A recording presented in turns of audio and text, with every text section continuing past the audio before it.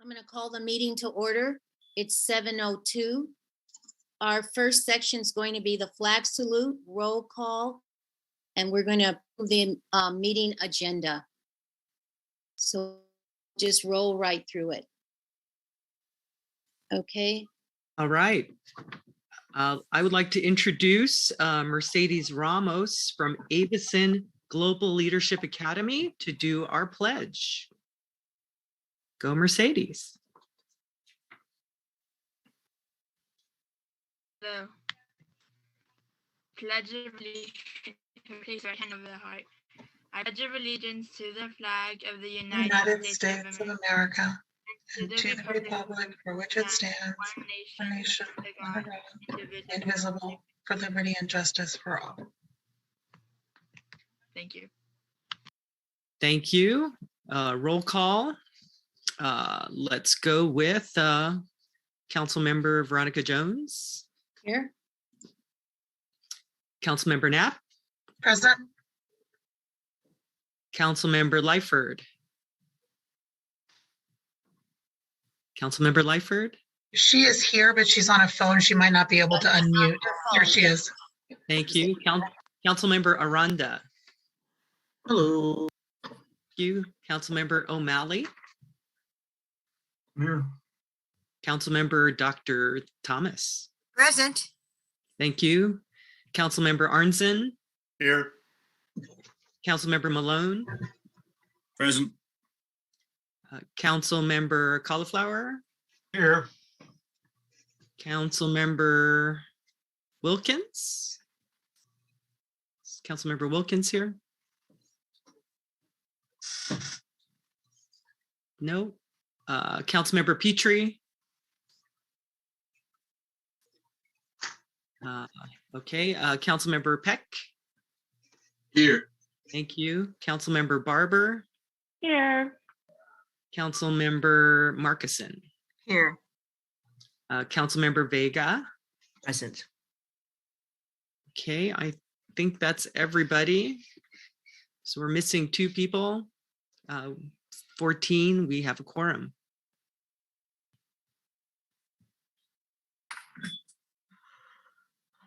Good evening, council members.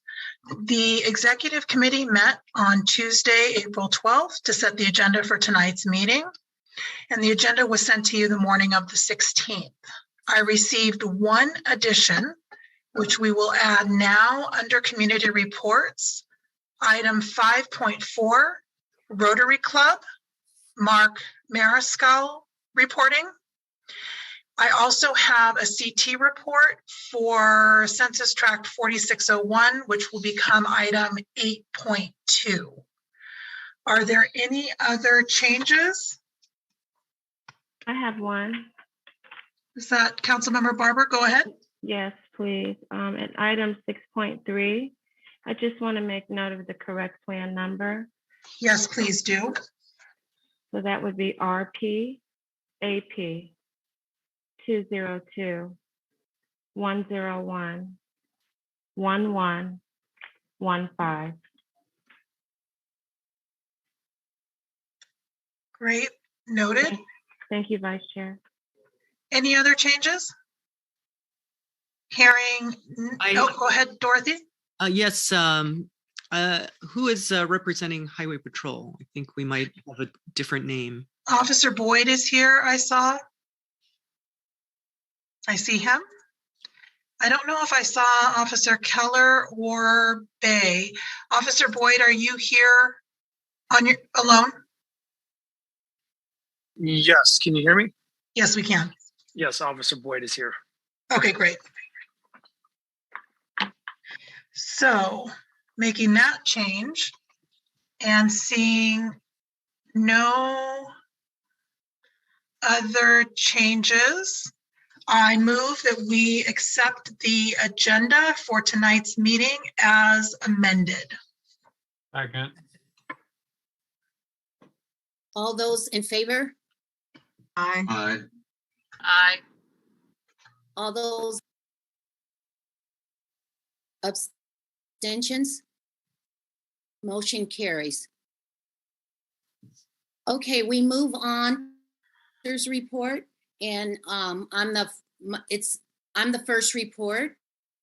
So I want to talk about the letter we wrote regarding the 2020 death of Edward Onstein while in custody of the California Highway Patrol. The town council wrote a letter addressed to the CHP Commissioner Amanda and CHP Captain Moulton. The letter expressed the feelings of the community and the Altadena Town Council. In the letter, we stated 4 requests. 1, we asked for an explanation of why we were made aware of this incident through the press and not directly station.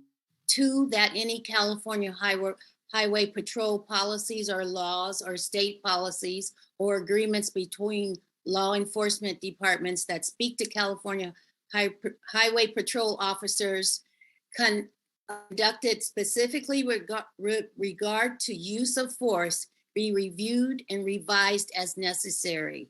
3, better transparency that informs the Altadena Town Council and residents of all use of force or officer misconduct incidents. 4, confirmation of an independent investigation into the incident with civilian oversight.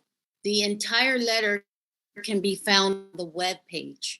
We did get a response from the HP, and I'm going to read that letter in it says, "Dear Mrs. Jones, thank you for your correspondence dated March 31st, 2022, in which your concerns of the Altadena Town Council and community members regarding the incident which occurred on March 31st, 2020.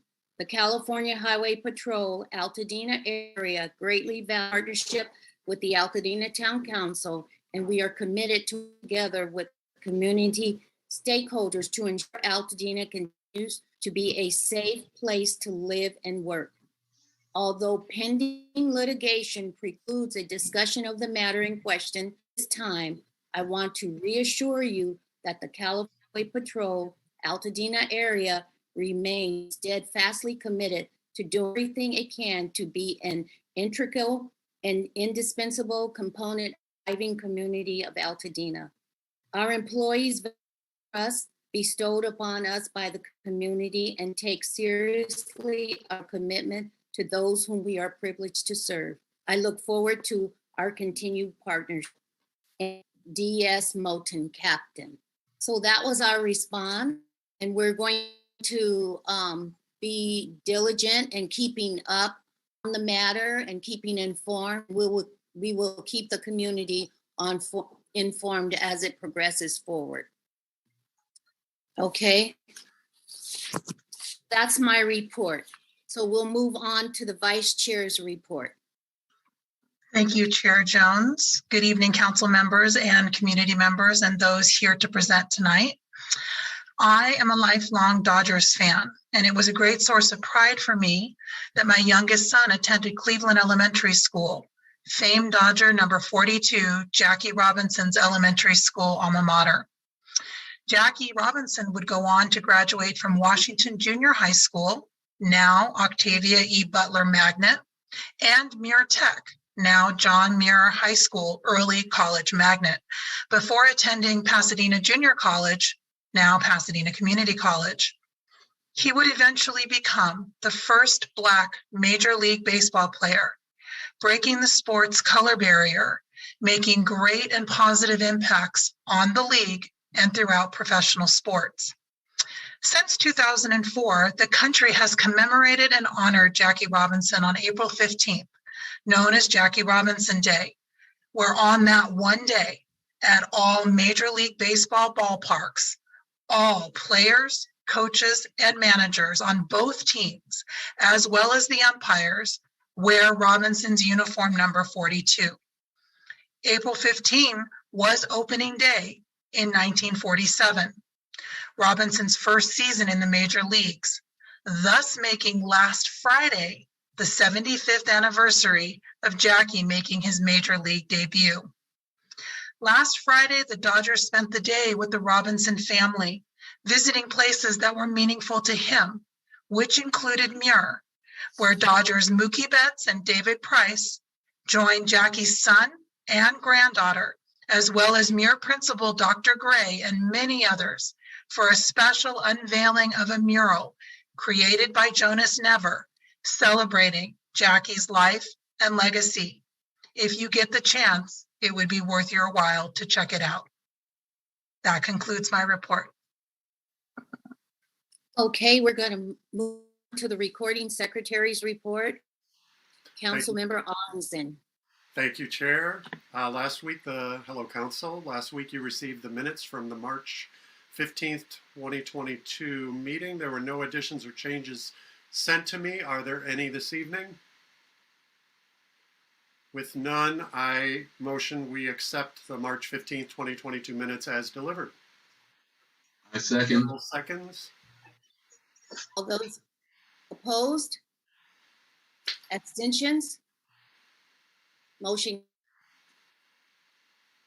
Thank you, Councilmember Arnzen. Okay, we move on to the treasurer's report. Councilmember O'Malley. Thank you, Chair Jones. The balance beginning the February 25th to March 29th statement was $1,897.16. There were 2 withdrawals for GoDaddy because there wasn't one last month, totaling $25.98. And our ending balance as of March 29th, 2022 was $1,871.18. Okay, thank you for that report. And I want to mention that we had a citizen, a resident who is donating $45 a quarter to the town council. And she's checks in. She would like to give $15 a month, and she won't be attending the meetings, but she held her first check in. So we appreciate that. Okay, so we move on to our corresponding Councilmember Wong.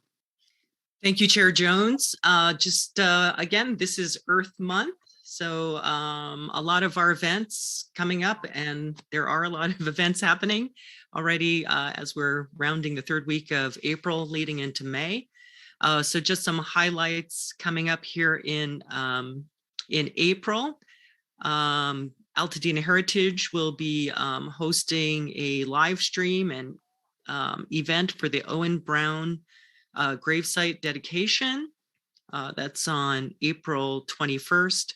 And then we have a lot of other events. We have Science Night going on. I think it's April 23rd at Elliott Middle School, also focusing on environment and science together. And then I posted on our website, there's been a lot of conversation about coyotes. It's spring, so they're really active right now. And so there will be a workshop on May 1st that will be focusing on coyote safety. So I just posted a blog and adding more information provided by Pasadena Humane. And they also wanted to let people know that if you see anybody feeding wildlife or coyotes in Altadena, that is a violation. And California Fish and Wildlife handles that. So there's a violation hotline, a Cal Tip hotline. I'll post that, but it's 888-334-2258. And so I hope you join the workshop on May 1st, because there's been a lot of folks concerned about coyotes. As we go into May, lots of fun things going on. The Altadena Guild Home Garden Tour, May 1st. And we'll just kind of continue. The Mariposa Junction will be happening the first Saturday of the month. And more things will be talked about, I'm sure, today. So if you have anything you want to add to our town council website, you can email me at dorothy.wong@Altadena Town Council. Thank you. Okay, moving along to our public safety reports. We have the California Highway Patrol first. So it's Officer Boyd. Yes, good evening. Thank you for having me. First off, I want to say it was a privilege to attend the Spring Jubilee this past weekend. We were able to fit 105 kids with helmets. So that was a fantastic outing and showing. So we appreciate being able to partner with the city on that. To go briefly over March statistics regarding total crashes. In total, there were about 24 crashes. 9 of those resulted in injuries, and 1 of those resulted in a driving under the influence investigation and subsequent arrest. So as we kind of gear up towards summer, we just want to kind of reiterate our safety messages of driving and making sure that, especially as you see pedestrians, yielding to them, giving them the right of way, and kind of slowing down in those residential streets. Also wanted to mention that Officer Bay and I will be the ones kind of conducting enforcement. So should around the unincorporated Altadena area. So if you have any issues or need us to maybe focus on a specific area, don't hesitate to reach out to myself or Officer Bay. Thank you. Okay, thank you, Officer Boyd. Okay, we move on to the Sheriff Station Captain. Chair Jones, we usually ask for questions. If anybody had any questions before we move on. Any questions for Officer Boyd? Dorothy? Just quickly, April is also Distracted Driving Month. Do you have any tips there? Don't use your cell phone while driving. That's a major tip there. Just whatever is distracting or attempting to distract you, leave it, wait, and focus on the road. It's that's definitely a primary importance. So thank you. Okay, any more questions? Okay, we're going to move on to Captain Williams of the Altadena Sheriff Station. Hello, everybody. Good evening. Thanks for having me here. It's always a pleasure. I'll be very fast, but before I start, I just want to introduce a couple of people from our station, new supervisors. Like I said, every time we get a new supervisor in, I want them to be introduced to the town council. And I think I have 2 on today, Sergeant Moore and Sergeant Sandoval. So I'll just let them introduce themselves and just speak for a little bit to you guys, if you guys don't mind. We'll start with Sergeant Moore.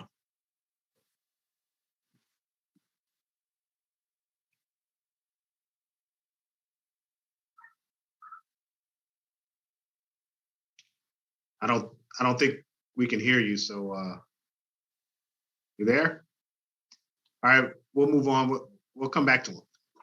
Okay. Sergeant, are you there? He's there now. Go ahead. Hello, everyone. I'm Sergeant Moore. I'm new to Altadena. I've been on the department approximately 15 years now, going on 15, 16 years. New to Altadena, came from San Dimas. I was there for about 9 years, different capacity, patrol, different assignments there, training and scheduling. Excited to be here in Altadena. It's a new chapter in my career. I've started April 3rd on EM shift. So I see a lot of the, the street lights because there's nothing else I can see. But very excited to start there in Altadena. And if I see you guys around, I know I have a PM shift. I'm out there in the sun and I see people walking around, which is great. Wave, say hello, and hope to see you guys soon. Appreciate it. Like Sergeant Moore, like I said, he came from San Dimas scheduling and training where he worked, and if anybody's work scheduling and training, I have to manage a group of people. That's one tough job. So we're lucky to have him here. He certainly can help us. And then next we have Sergeant Sandoval.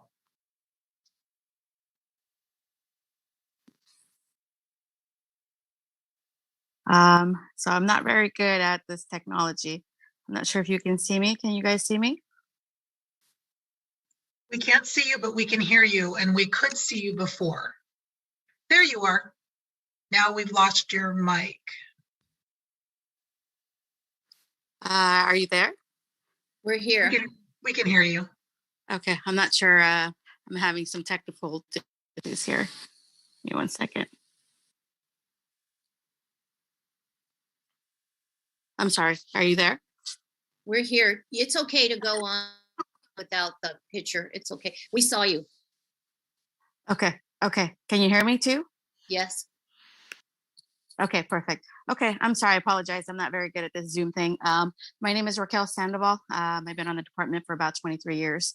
New to Altadena. I got here in about February, at the end of February. I came from the City of Industry. I was assigned there as a detective for about 13 years. I worked patrol there also for a year.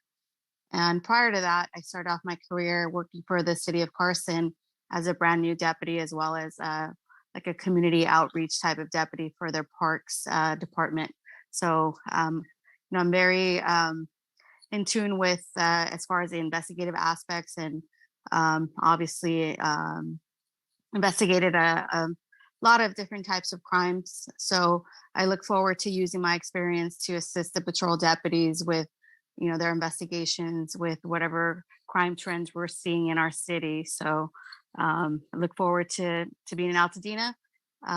This is the first time I've ever actually seen the area. I'm not too familiar with, you know, this type of region, Pasadena. I hardly come out here, but I'm definitely looking forward to get to know the community and be of any assistance that anybody may need. Welcome to Dina. Welcome. It's a Thank you very much. Place. Thank you. It is very beautiful. Thank you. So thank Captain you, sir. Williams, go ahead. Thank you, Sergeant Sandoval. So, like she said, she was a detective for 13 years. That's invaluable experience and knowledge that we need here at Altadena. So, again, we're happy to have her here. So I'll just briefly talk about some things I want to mention. Our stats, our crime stats are actually still down. They're still trending down, so that's a good thing. Our aggravated assaults are down 25%. Our property crimes are down only 4%. However, if we get specific with residential burglaries and vehicle thefts, those actually went up. So we do think there's a organized group that's around, that's going to the hiking trails and looking for different homes to break into. Our investigators are looking into this group, and hopefully we can make more arrests to stop that. We should see that go down if we can continue to make those arrests. But property crime prevention is the biggest thing. So please remind people to lock their vehicles, especially when they're on those hiking trails. That's the main area where vehicles are getting broken into.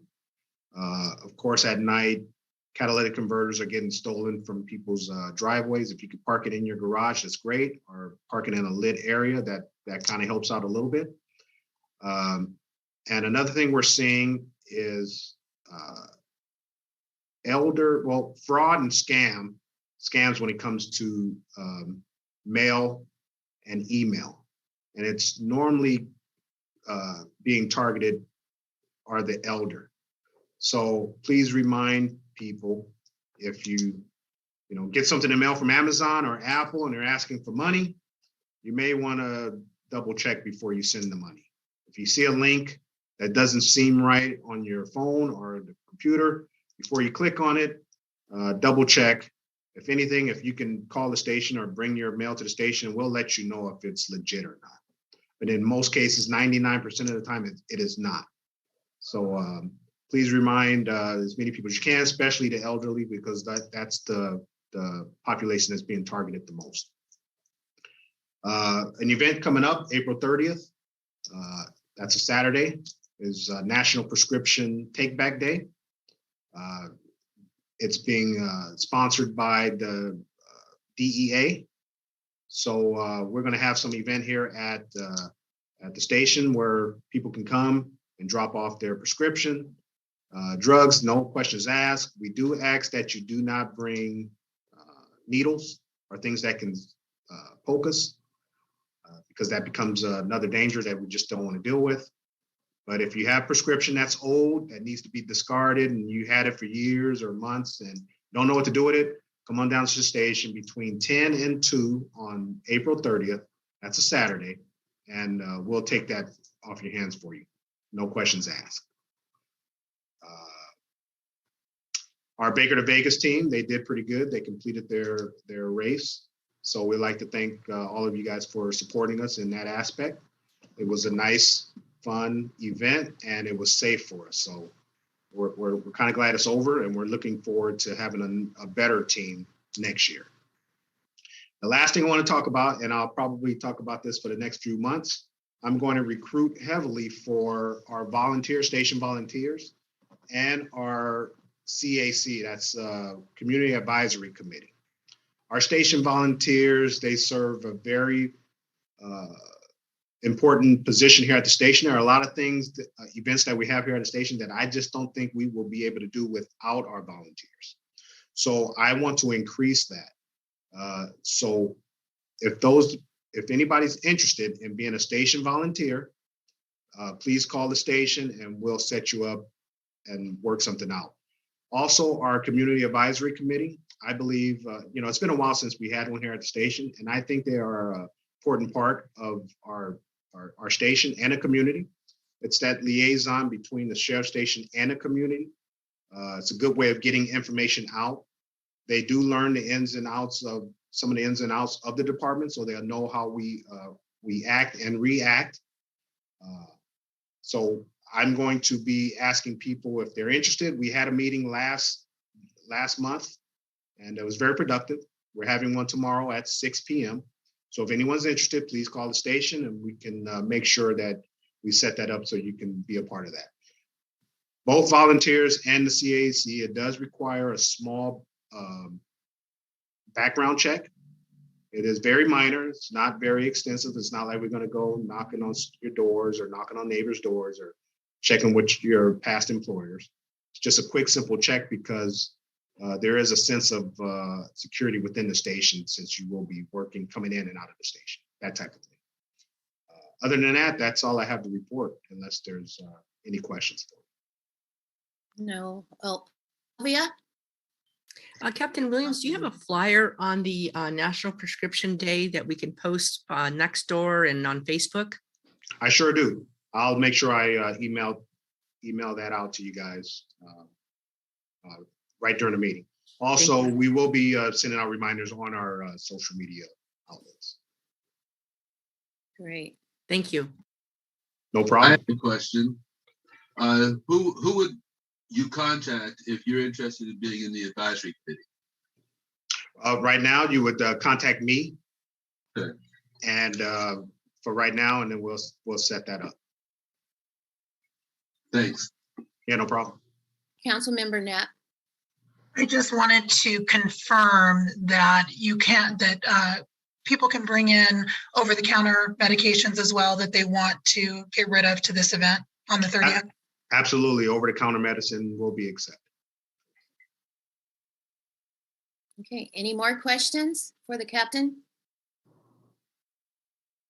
No, I don't see any. We're on two screens, so no. Okay. I just want to thank the two sergeants for coming. They're actually off.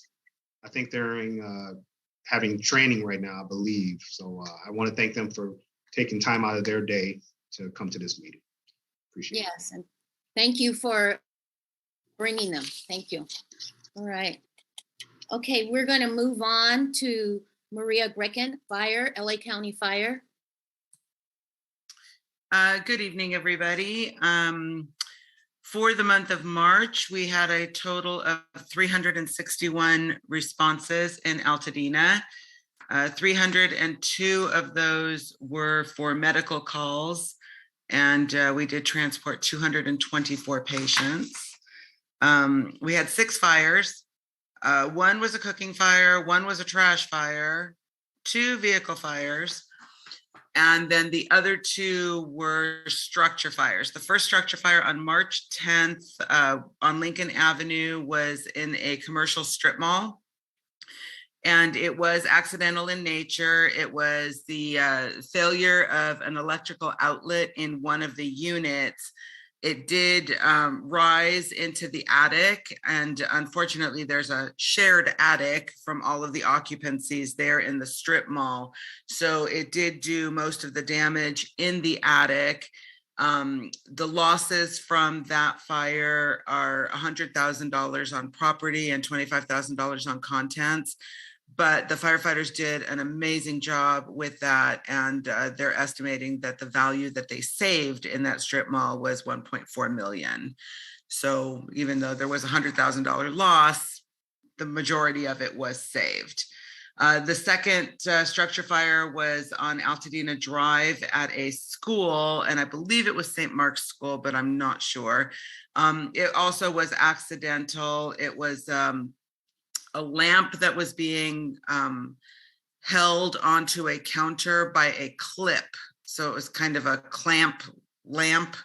And then that clamp failed, and the lamp had been accidentally left on. So when the lamp fell over, it overheated, and then there was a linoleum countertop, and that linoleum countertop caught fire. So the fire was confined to that countertop area and an adjacent wall. But as the firefighters did their work, unfortunately, there was then water damage to 3 of the classrooms. So that one had $10,000 in property damage and $5,000 in contents. So that was about it. That was it for the fires. There were 11 traffic collisions. 2 of those were versus pedestrian. And then our safety tip of the month is on carbon monoxide poisoning and how to prevent it. So we do call carbon monoxide poisoning the silent killer because you cannot see it, taste it, or smell it. And one of the biggest thing that in terms of preventing carbon monoxide poisoning, one of the biggest things is obviously leaving your car running in a garage. I think we all know that you do not do that with the garage doors closed because that does produce carbon monoxide. But what many people don't know is, like, if you have a car that has to warm up in the morning, it's actually not enough just to open your garage door. You should never let your car run in a garage.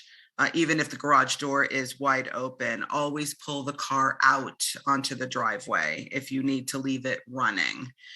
So that's one of the biggest things there. And then Saturday, May 7th is Fire Service Day across the county. And all of our LA County fire stations will be open to the public from 10 a.m. to 5 p.m. In Altadena, Fire Station 11, Fire Station 12, public is encouraged to come by, meet your firefighters, take a tour of the station, get your blood pressure checked if you'd like. And you know, that blood pressure check thing, that is not limited to Fire Service Day. You can go into any of our fire stations at any time and ask for your blood pressure to be checked, and firefighters will do that for you. And that is it for the report, unless there's any questions. Are there any questions? I don't see any questions. I think Victoria. Oh, Victoria. Okay. Will you confirm the times of the Fire Service Day on the 7th? 10 a.m. to 5 p.m. Thank you.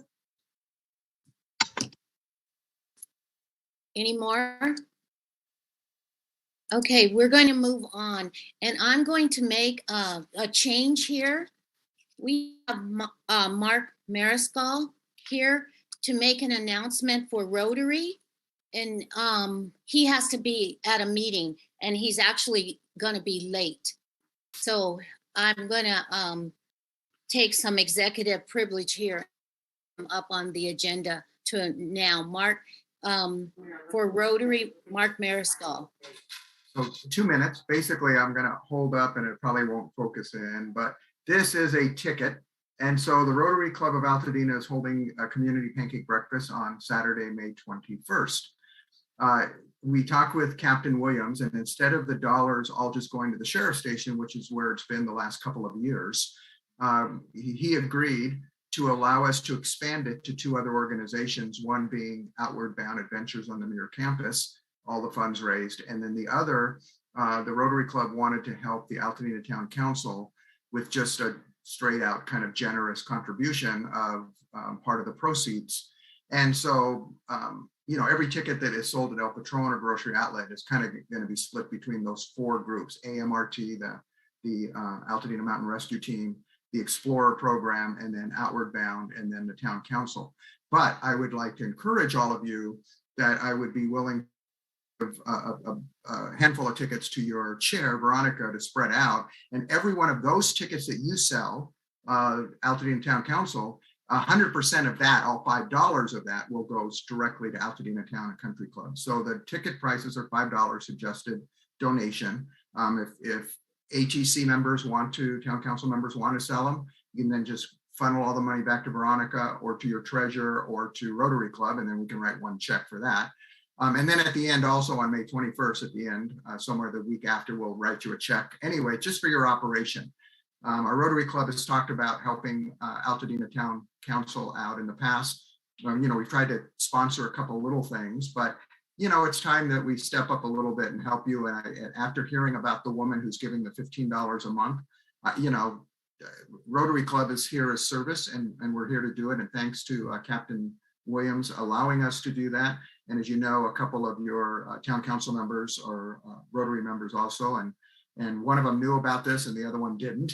So yeah, so sorry, but it's just what we want to do. And so we're here to be of service to you, as you know, and we're going to be doing other things, summer concerts. You'll hear more about that next month, but that was my quick thing. And I do have a St. Vincent de Paul meeting now, so for more donations. So thank you very much. But if you're okay with that, I'll give them to Veronica, and anybody who wants to sell them, terrific. But we hope to see you there May 21st, 8 a.m., 10:30, Grocery Outlet parking lot. Dorothy, I sent you an email for the calendar. Thank you all. Thank you, Mark. Okay, bye. Thank you, and thank you to Rotary. And I know at our retreat, we mentioned all the things we need: a pop-up, a sign, all those things. We can, if each of us sold 10 tickets, we would be able to purchase those things, that money. So I'm going to ask right now on camera that we all at least sell 10 tickets or buy 10 tickets and give them away to your neighbors in your sense. But okay, thank you. We're going to move on. Thank you for allowing me to do that. Okay, we're going to move on to our special presentations. And the first one we have is right on, because it is Earth Day, right? Earth Day's coming up. It's Friday, I think it's Earth Day. So it's reducing greenhouse gases. Oh, excuse me, I'm sorry, I'm looking at the wrong thing. Lead-free homes is first. Uh-oh, no, I'm really confused. It's reducing greenhouse gases. Sorry about that, I'm getting confused. Okay, and we have Kathy Kunas and Cynthia Kinnaid from the League of Women Voters, which the League does a lot for our community, a lot that we don't even know. So I'm glad they're here. Thank you so much for having us. We really appreciate the opportunity to speak with you for a few minutes this evening. I know your meeting is very tight. We have a slide presentation to share. Cynthia, you want to share your screen?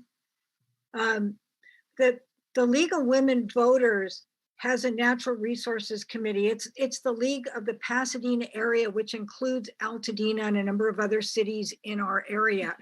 And several of us were members of a national committee that did some research on what city governments, local government is doing around the country, and how successful they're being with reducing greenhouse gas emissions in their communities. And so we've developed a presentation, and we're sharing that locally with the communities in our region, because we think it's important information. Next slide. Cynthia? Hi, I'm trying. It's not advancing. Let's see. Huh. There we go. Okay.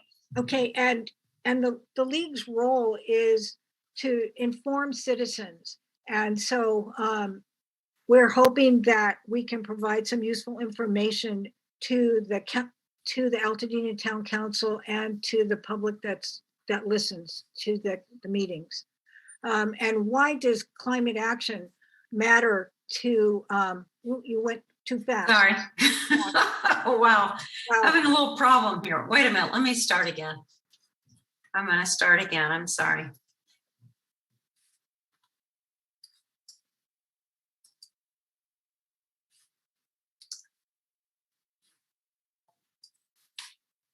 And there it is. Okay. Now I've got to share screen. Am I sharing screen yet? Not yet. Oh, okay.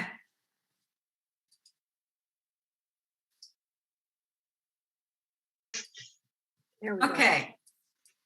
Okay, we wanted slide 3. Okay. And so why does this matter to Altadena? Well, I'm a resident of Altadena. I've lived here over 30 years, and I'll tell you, it's getting much hotter every summer. We get more and more very hot days. And climate modeling suggests that we'll have longer dry periods and more intense storms when we do get them. And that leads to the risk of drought, more wildfires, and water shortages.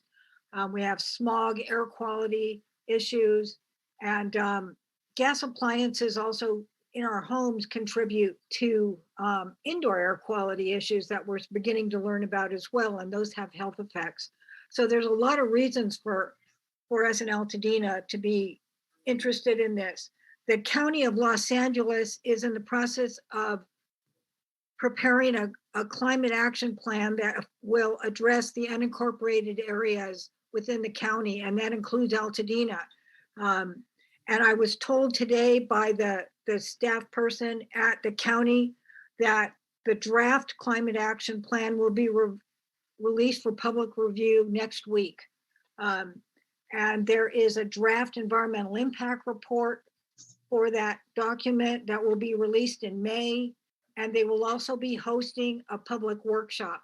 You can get email notifications for this information by going to the website I show here in red. And you can sign up, and so you'll get that in your inbox. Next slide. And this is a slide that is from the county website on their climate page, and it shows where in the county was done in 2015. Where are the primary sources of greenhouse gas emissions that are contributing to global warming? And what you can see here is that transportation, so our vehicles, are making up over 60% of the greenhouse gas emissions in the unincorporated areas. And stationary energy, that's energy used to heat our homes and businesses and to heat water for our showers and things, that's making up another 30%. So those are the two primary areas that we can focus on. Next slide. Cynthia. Hello, everyone. So this is a framework that the League of Women Voters National Committee on Climate Action set up. And the history of this is actually Kathy and I were both on this committee. We studied climate action plans all over the country. We looked at dozens of climate action plans because we were trying to see, what do they have in them? What are the actual actions that cities can take that will reduce greenhouse gas emissions? And we ended up kind of throwing up our hands because we found that the climate action plans were often pretty general documents, aspirational documents, kind of marketing documents with a lot of glossy photos. And we ended up just instead looking at actions.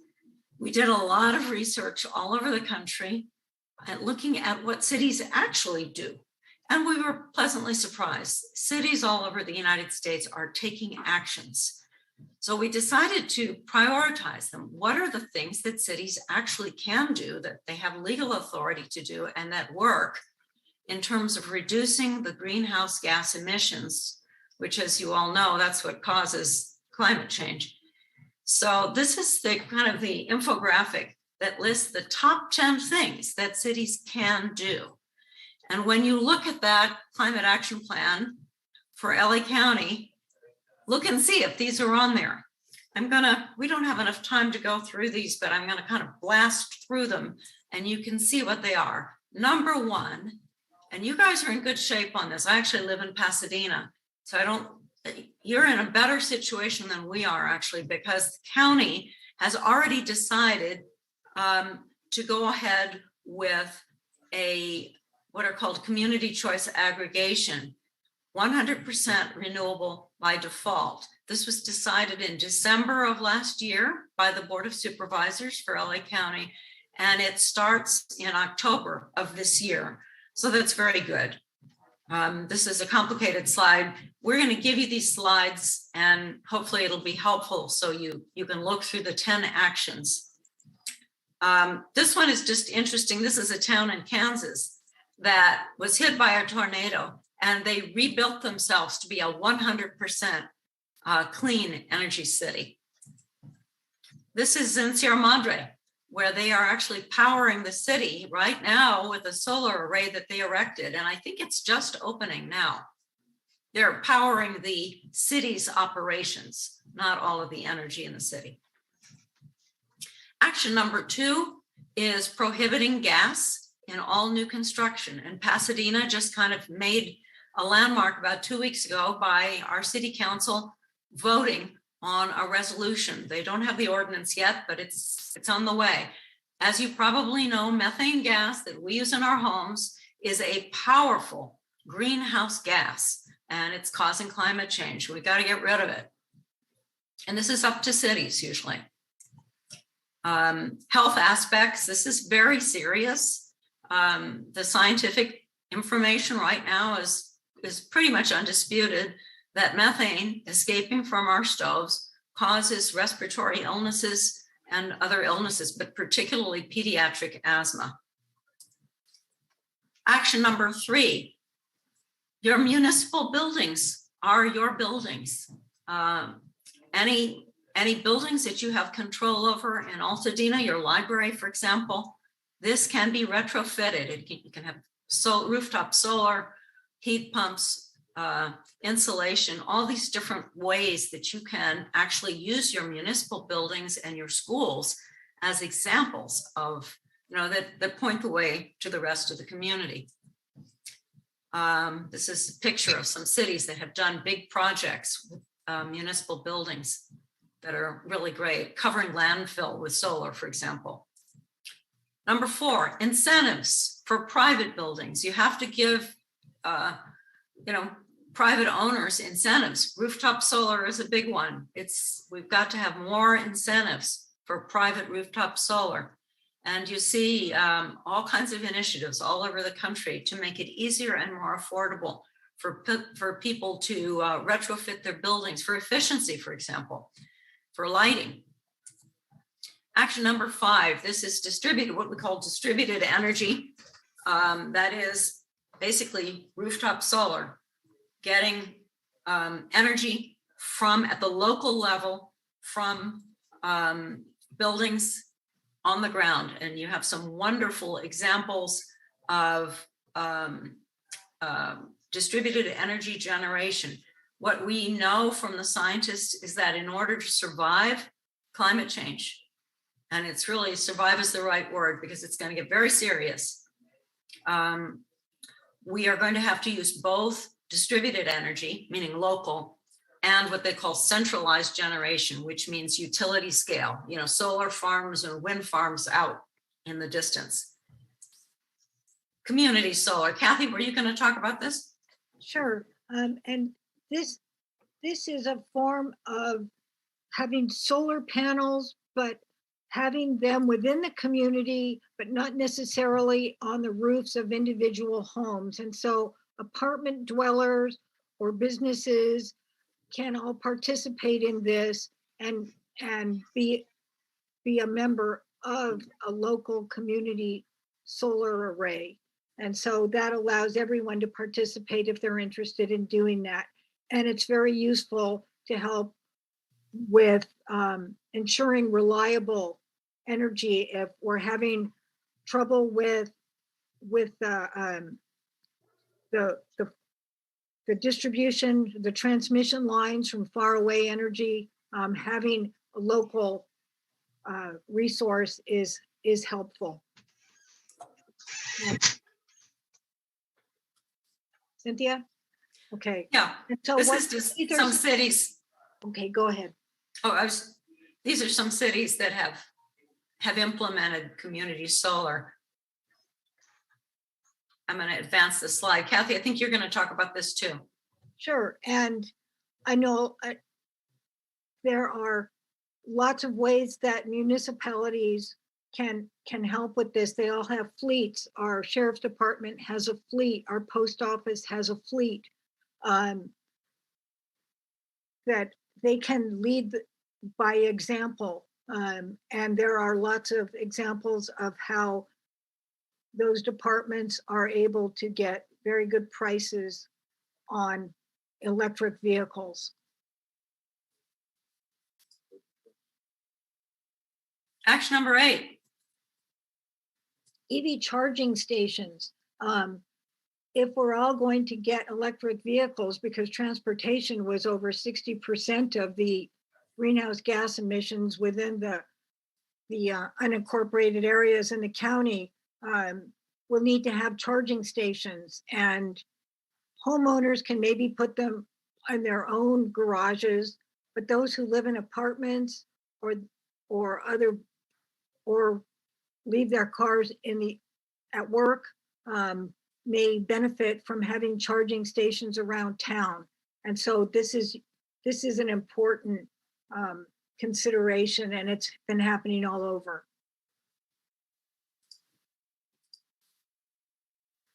Okay, we're gonna ask just that you start wrapping it up a little bit.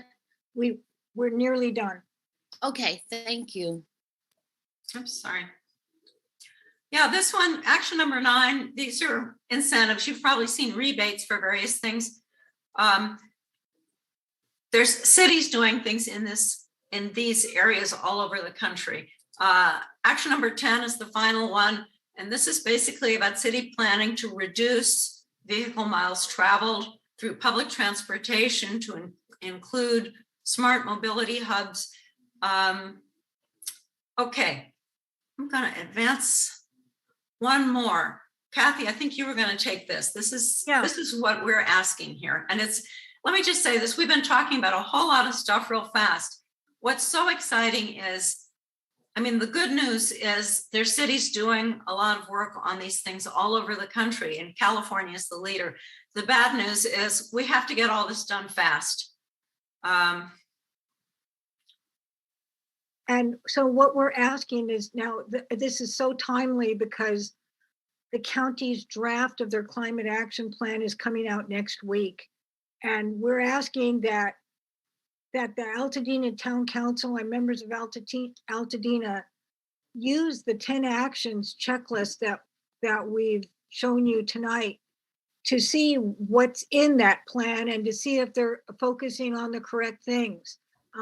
And we're asking the council to lead Altadena in requesting the county to implement climate actions in our community, such as EV chargers, community solar, incentives for retrofitting with electric appliances, those kinds of things. And we're hoping that by reaching out to you, that this will help to spread the word. And then also we're having a League at Night presentation on the 21st. So that's in 2 days. And you might be interested and want to come to hear what's going on and what other cities are doing to bring their energy sources into renewable, to move those closer to fully renewable energy and away from fossil fuels. And so we'll have power people from City of Los Angeles, from Sacramento, and from Pasadena, all on a panel speaking about the steps that they're taking. But I should say you guys are doing well because you have this default now that's in effect throughout the county, 100% renewable, starting October. Yeah. So this is our last slide. Kathy? Okay. So the League has had its 100-year birthday, and we're very proud of that. And we're hoping that we can assist in Altadena to provide information to the public and to the town council to help educate on issues that are important to decision makers. Thank you so much for your time. We really appreciate the opportunity to speak with you. And we thank you for coming. Sorry, we only have so much time, so we just try and be careful with it. But thank you so much. That was a lot of information. And I know the League does wonderful things because I volunteer with the League. So I know what you guys do and how much work you do. And you have in 1975. We have a question from Diane Marcus, Councilmember Marcus. Hi, can you just send us the 10 things? I mean, it's hard for us to compare, what the plan will be without the 10 things. And then if you could also send us maybe a shorter version of the handout that tells us what the county has committed already to, what you were talking about with Altadena is already, we're just one little piece of LA County, but we need to, be looking at it. Yes, we can send. Where should I send that? Should I send that? You can send it to me and I will distribute it. Okay. Okay. I'm trying to put in the chat the program for Thursday, and I'm having difficulty. I have the flyer for Thursday. I'll give it to Dorothy to put on the website. Okay. And Councilmember Peck has a question. Are you asking the Altadena Town Council to make a resolution supporting those 10 points? That would be great if you were interested in doing that. We're hoping you'll definitely consider those because those are the things that we found to be most effective around the country and that cities are actually able to carry out. And we are actually, there are 10 actions projects going on right now in Albuquerque, New Mexico, Michigan. There's a league of cities actually who've come together to endorse the 10 actions. But so definitely, if Altadena could be one of them, that would be fantastic. And we're able to be a resource for you. We can, answer more questions, give you more information. Just be really, really clear that we're not a city. Right? We're not Sierra Madre. So that's okay. Yeah, I mean, like I said, we're a teeny bit of all of LA County. So we'll certainly do what we can do to help, but we're not in self-enclosed. There's actually some areas in Michigan that are not cities either. There's a group of towns in the Upper Peninsula that are working on it, believe it or not, way up there. Yeah. Okay. But we can advocate to the County Board of Supervisors for what we'd like to see in Altadena. Yeah, that's good. Yeah. Okay, thank you. Send me the 10 points and the other documents, and I'll get them distributed. Will do. Thank you. Okay, thank you for coming. Thank you for that information. Okay, any other questions? Anybody else? There's 2 screens and I don't see anybody with any questions. Okay, we're gonna move on now to 4.2, which is lead-free homes. We have Sophia Conchas and Robert Bennett. Robert and Sophia are lead-free. Okay, our lead-free home. our representatives with Pasadena Public Department, they provide community health promotion to raise awareness about the dangers of lead and accessibility and benefits of lead-free homes program. And they were here and they did public comment. So now they're back to do a more detailed report. Hello, thank you, Veronica, for that introduction. We're going to be giving a brief presentation from Pasadena Public Health Department about the Lead-Free Homes LA program that is currently servicing parts of the Altadena area. My name is Sophia Conchas, and I'll be presenting with my colleague, Robert Bennett. So lead poisoning, about lead poisoning. Lead poisoning happens when lead gets into the body through the skin from breathing and ingesting lead dust and through eating paint chips. It can cause serious symptoms in everyone, especially children and pregnant women. In infants, it can cause low birth weight, slow growth, developmental delay. In children, it can cause developmental delay, learning difficulties, irritability, seizures, loss of appetite, vomiting, fatigue, hearing loss, weight loss, and constipation.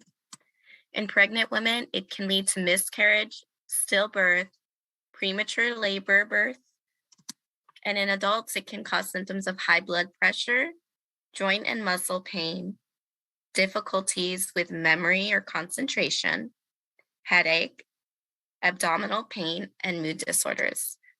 So the only way to know if you have lead poisoning is with a blood lead test. If you or your family experiences any of the symptoms we mentioned, we recommend you contact your doctor to schedule an appointment.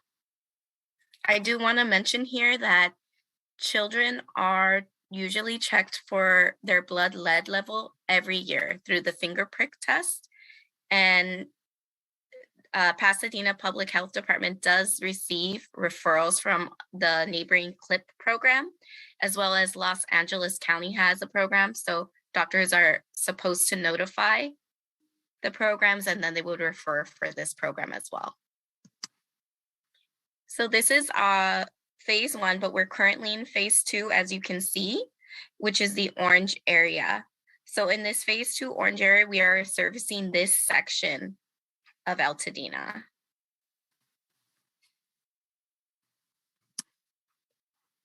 So let's talk about our pre-eligibility questions for lead-free homes. So at no cost to you, Lead-Free Homes LA is making homes safer by removing lead paint hazards to prevent lead poisoning. So some things to consider when considering this program are if you have cracked, chipped, or peeling paint, because that could be a sign that there is lead paint on your home. If your home was built before 1951, there is a likelihood that there was lead paint at one time on your home, and it may still be there. But our eligibility questions, besides having a home dating before 1951, you have to meet one of the following 3 questions with a yes. Is there a child under the age of 6 living in or frequently visiting your home? So that means a child of 5 years or less. Is there a pregnant woman living in the home? And then also another factor is this a single family residence or up to 4 units? So one interesting part about the program that I'd like to mention is if there was a property that had 4 units and only one property had a child under the age of 6, all the other properties will qualify as well because one of the units qualified.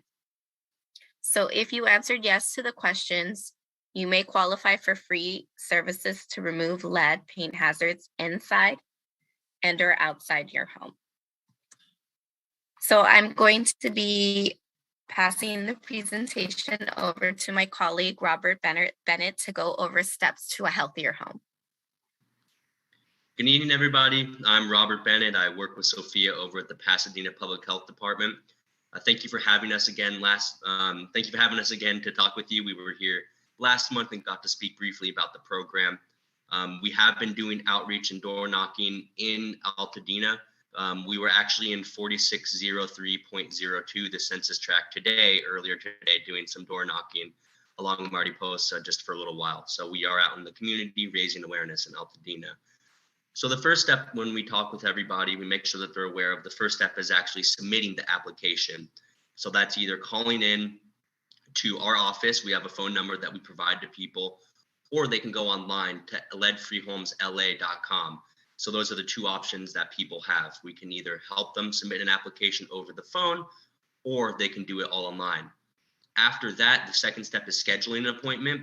It takes about 1 to 3 months from somebody from LA County to actually reach out to the applicant. There is a little bit of a waiting time while Sophia and myself, we take a look at everything that's going on with the application. We make sure that it's complete and accurate before we submit it. So if the home is eligible and it meets all the criteria and we certify it as complete, a project representative from LACTA will be in touch to schedule the time for a home assessment. So that is done on the homeowner's time when it works best for them, and they will always have contact with their inspector. That third step will be the home assessment. So that's when the actual inspection of the program is done. They come into the house, they inspect the inside and the outside for any sort of lead paint hazards. Any additional units, like Sophia said, those will be examined, as well as any garage spaces, and they'll actually do a ground soil test as well. Since I know a lot of people in our community have very nice gardens and take pride in that, it's always really good to know how extensive any sort of lead paint exposure is in terms of ground exposure. They have a scanning device. It's very non-intrusive. They just put it up against the wall and it scans the inside and the outside, and they're able to determine where the lead paint is and to what extent it's on the property. And if there is lead found, that's when the step of formulating an actual repair process begins. All of that will be scheduled at the time that's most convenient with the resident. We'll actually make relocation arrangements as well. So if it is a more extensive project where a lot of repairs have to be made, there are actually funds available to put the family of the resident up in hotels and accommodations. All of that will be comped by LA County, even including any meals that a family were to eat during the course of the day. Obviously, keep all receipts and submit those to LA County. And more instruction on that is provided when, where they actually reach that part of the process, which leads us to the fifth step, which is repair day. That's when the actual team of licensed and bonded professionals come out to do the repairs, and they follow the work path that has been set forward. Everybody that we contract for these services are licensed and bonded and insured. This is their profession. This is what they do. They specialize in lead paint remediation in historical homes, because all of us care about the historical value of the property. So we don't want somebody coming in who's going to not take that into consideration. So the repairs generally take 2 to 10 business days, 2 to 10 days to get everything taken care of. But of course, it varies on a case-by-case basis. After that, there's the final inspection. So this is when the inspector comes back out. They show all the repairs that have been made. And the nice thing about the program is when I say repairs, they actually remove all the lead paint, they reseal everything, then they go ahead and repaint it using color matching technology so it will look exactly the same, and they retexture it all. I'm sure you've had home work done on your own property, so you're familiar with that process. So it will actually look and feel exactly the same. So that's something that a lot of people are very excited to hear about, that their property will look the same. So it is very encompassing, and once all the repairs have been made, LA County writes a letter that certifies the property is lead free. The homeowner just puts that with their homeowner documents, and it helps provide it's something good to have on the home's resume, so to say, if they were to ever go to sell the property or transfer the deed to somebody else. So some facts about the program that we always emphasize, and we appreciate any sort of help getting this message out into the communities. This is free.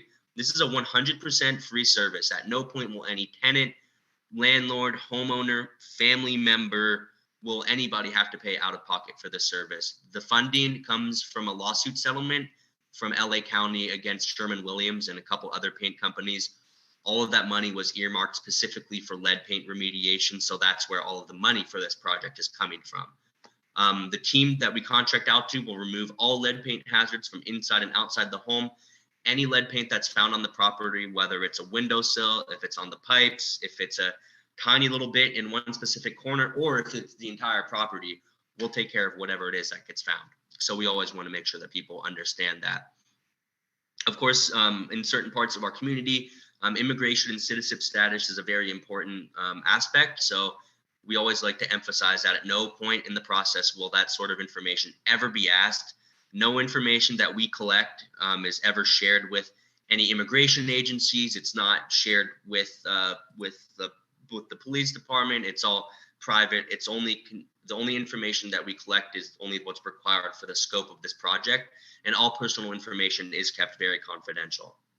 So those are some important aspects of the program. And we also have employees who speak other languages other than English.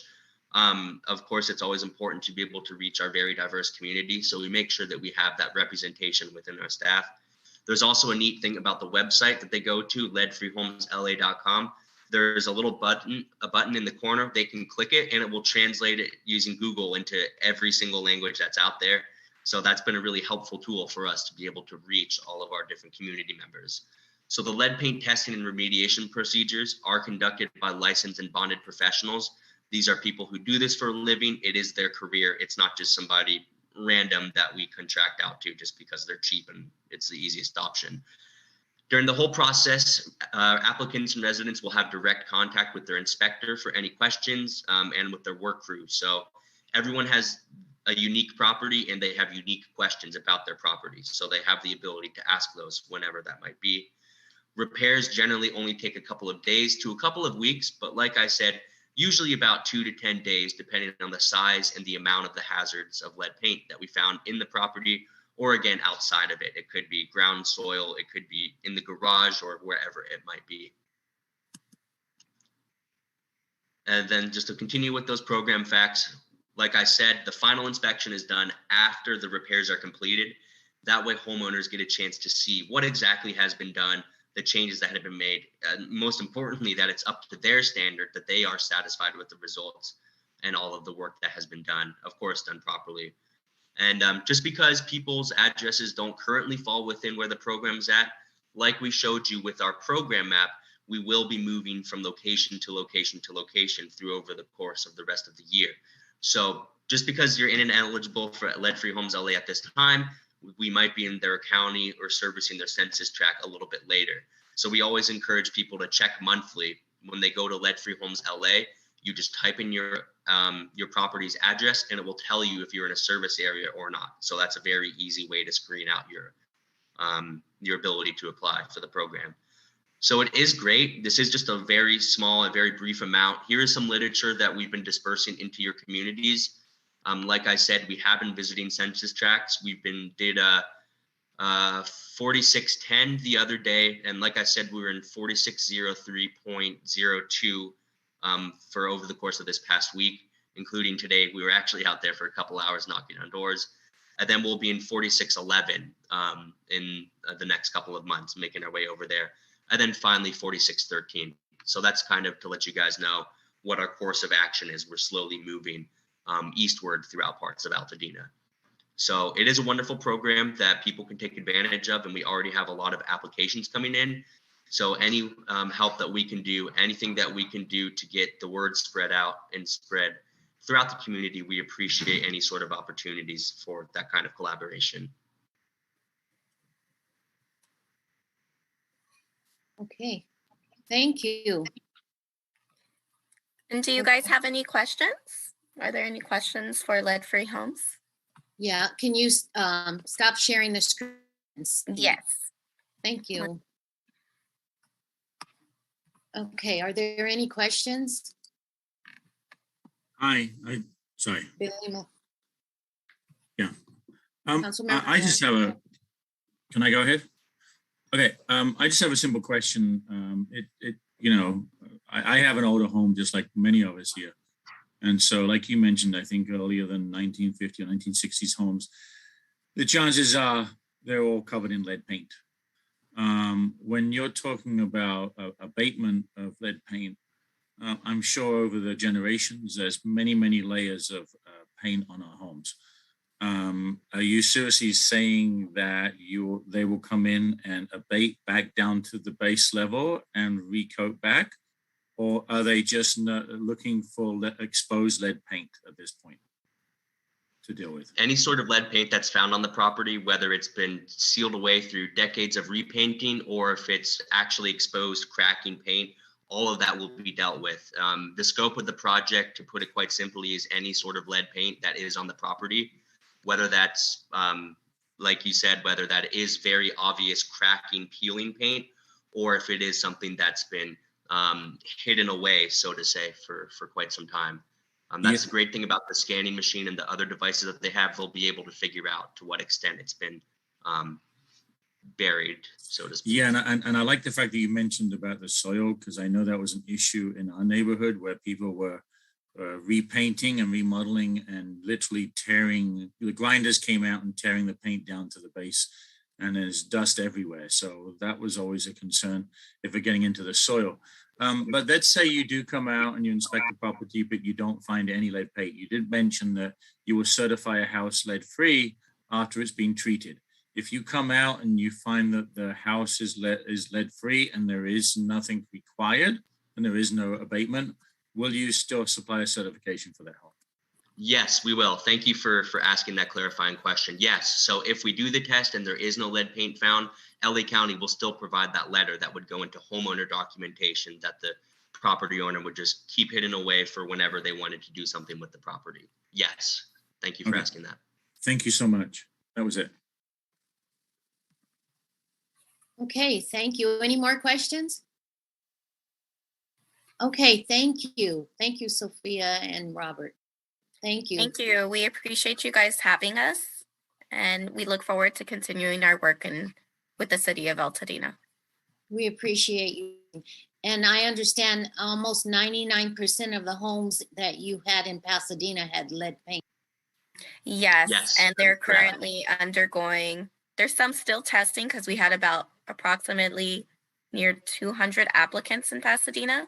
So there's still some homes being tested, and there is actually homes that are undergoing the lead remediation now. Okay. So it's quite exciting for the families. And as you can imagine, it is an impacted program, first serve basis. So we're just encouraging everybody who qualifies to apply as soon as possible, because that'll move you up in the queue to get the work done. Okay, all right, thank you. Okay, we're going to move on if there's no more questions. We still have quite a bit to go through. Okay, we're going to go to our community reports, and we're going to start with Nikki Winslow, Altadena Libraries. All right, good evening, council members and members of the public that are watching. Basically tonight, I'm just going to be talking through a lot of upcoming events, and apologies if some of these have already been touched on, but I have my 5 minutes, so I'm going to go. So every 2 years, we pick 2 new poets laureate, and we're going to be having our annual Poetry and Cookies events on Saturday, April 30th. You're going to see there's a lot of events on the 30th, so I hope you have an open day. That's taking place at 10:30 on Zoom. Our current poets laureates, Khadijah Anderson and Jessica Abugadas, will pass on the laurels. So please go on our website and register to attend that event. And there will also be some readings by current contributors to the Poetry Review. We have a brand new art display that just opened at the library. Dale Volker's exhibit, Moving Color, will be on display at the main library through May 30th. There's going to actually be an artist reception with him as well at our second Saturday event on May 14th, which is at 7. So please come meet him and enjoy that reception. Second Saturday has been a hit this spring so far. We've been holding it both inside and outside. May the 14th. That's going to be inside the library with Jazz Zone. And then we're going to move it back outside, Upstream, who I have not seen yet. I've heard is a very popular, fun band. So June 11th will actually be outside in the parking lot from 7 to 9. So come check out second Saturday. We're also partnering through sponsorship with the Friends of the Library, the Mount Low Chamber Players. If you haven't seen them, it's breathtaking, to be honest. They're going to feature their woodwind quintet in the main library parking lot on Sunday, May the 1st at 3 o'clock. No need to sign up for that. You could just show up. Again, it's amazing, these local musicians and how talented they are. Seed Library, exciting news. The Seed Library is meeting in person for the first time in over 2 years. They've been trying to meet in person for about the last 6 months, so we're happy to bring them back into the library. Join us on Saturday. They always meet on the first Saturday of the month, May 7th, from 10 to 12 at the main library. Master gardener Anastasia Cole will be leading a container gardening workshop. And there's lots of other interesting information and also ways that you can connect to seeds that you potentially want to check out and then plant in your own garden. Kenny Arts, who's always been a very big library enthusiast, is going to be doing a talk and demonstration at the library on Saturday, April 30th. Again, April 30th, busy day at 2 p.m. This is also sponsored by the Friends of the Altadena Libraries, and he's going to talk about his journey through art and do a live demonstration of plein air painting in the main parking lot. So I know I love his art. Please show up and you can enjoy a demonstration from him. The Altadena Home Tour is coming up. That's going to be on Sunday, May the 1st from 10 to 4. Our wonderful Curiosity Connection mobile library unit will be at this event. Guests can enjoy music, tango dancers, shopping, and lots more. So again, that's the Festival de Mendocino Lane, Altadena Guild Home and Garden Tour.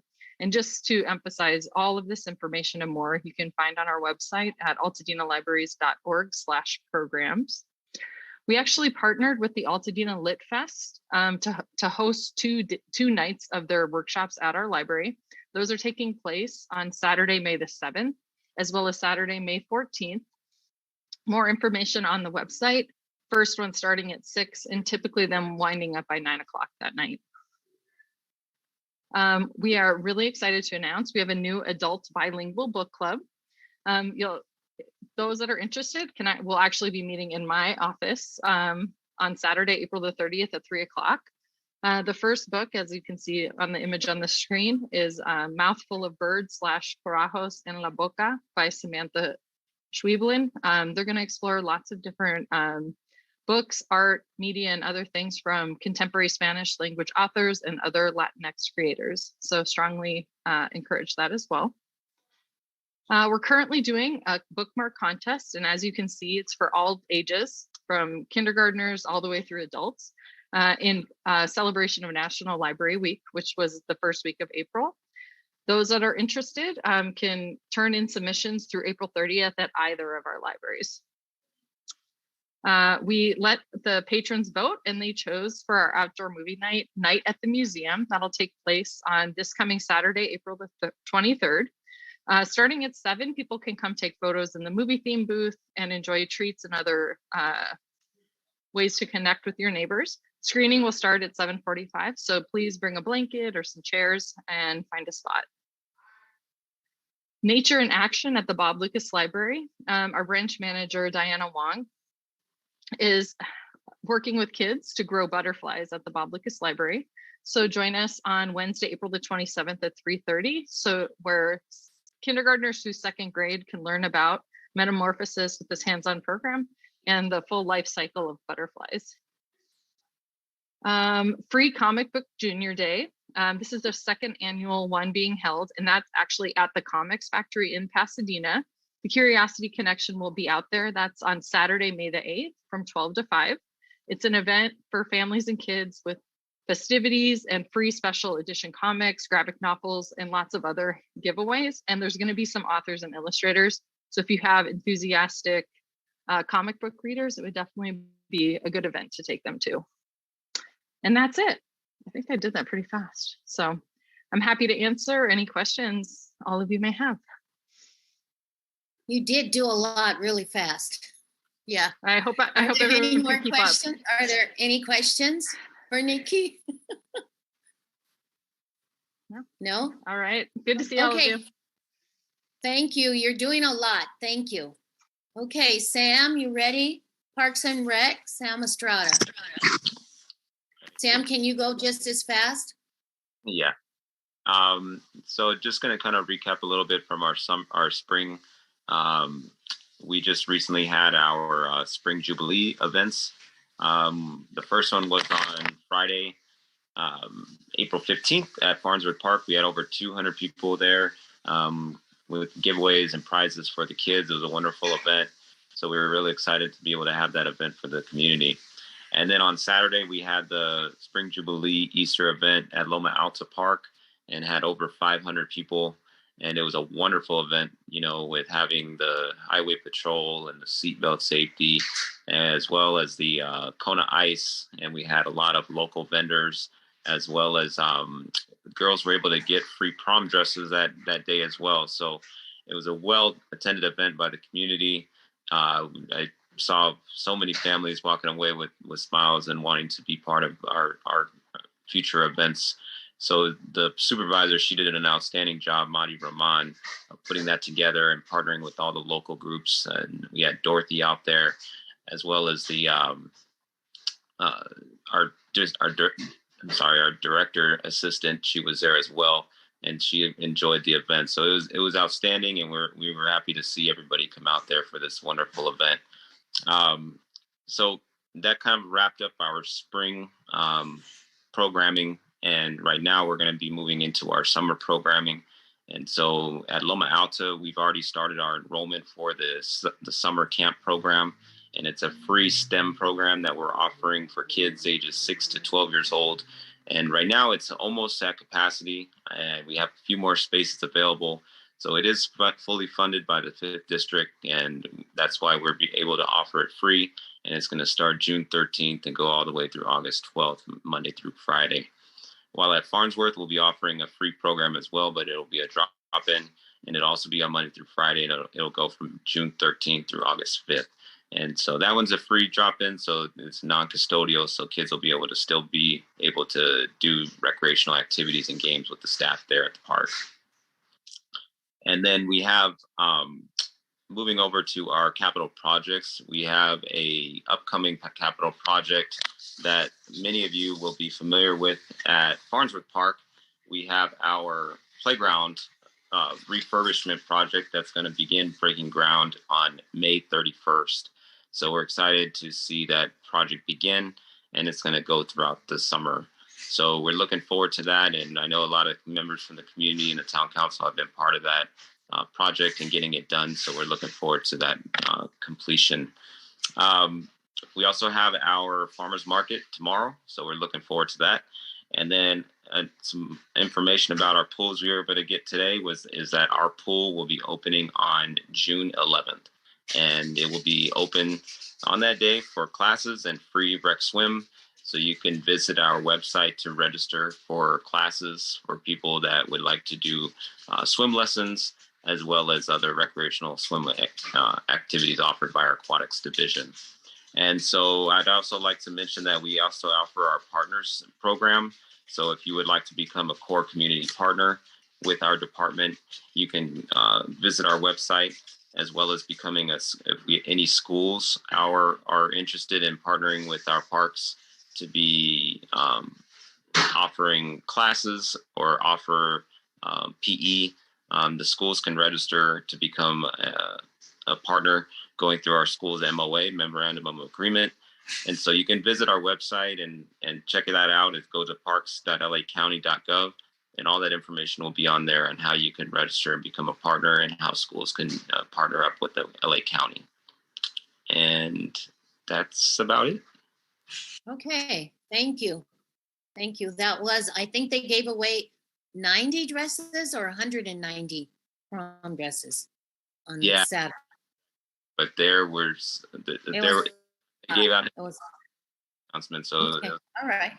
But thank you for doing such a great job. Okay, we have Chamber of Commerce, Dr. Sandra Thomas. Councilmember Thomas? You're muted, Dr. Thomas. Unmute.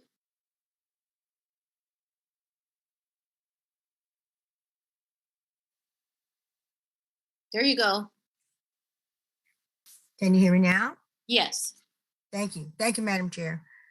And to all of my fellow council members,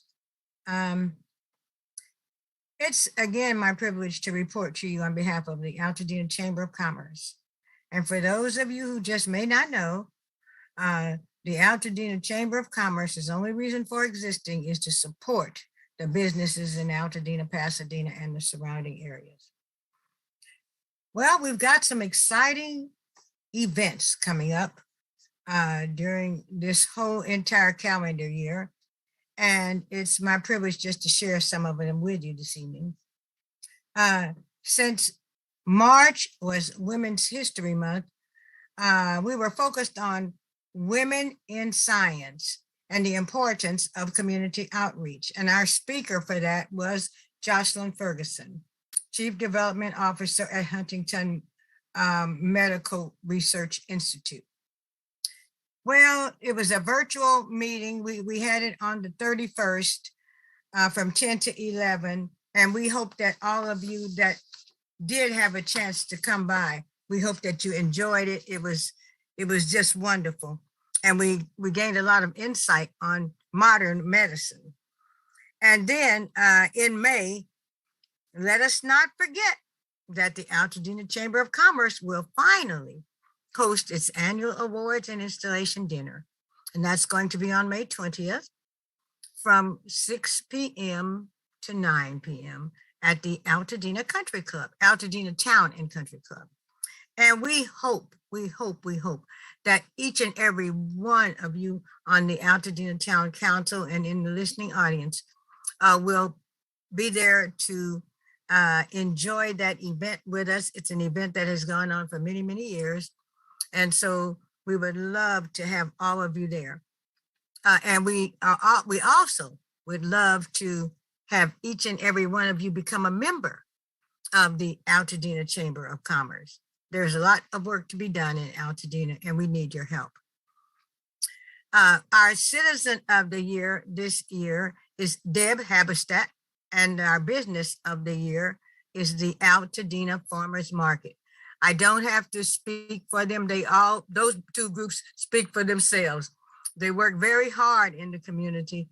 And so we want you to be there to support them on the 20th, on May 20th. Well, as you can see, we're having many events designed to meet the needs of our diverse community. And so please help us by becoming a part of what we do. For more information, visit our website at www.altadenachamber.org. And in closing, I'd like to thank all of the chamber members for what each and every one of you do in your census tracts. Thank you for being such a wonderful team to work with our chair. And to everyone else, I want to thank you for listening. And Madam Chair, but it's back to you now. Thank you. Okay, thank you for that report. Thank you. And I think we all are going to be at the chamber event next, right, everybody? Yay. Yes. Diane already got her tickets. Okay. Okay, so now we're going to move on to our committee reports, and I'm hoping that we can move through quickly. Communications and safe streets. So communications, Council Member Arnzen. Hi, everybody. The Communications Committee continues to do a number of projects. I'm just going to highlight one of them. The External Communication Committee is finalizing the creation of the new neighbor welcome baskets. These are intended to be handed out to new homeowners in our town to help guide them in navigating their new home and give them a general sense of Altadena in a friendly and helpful way.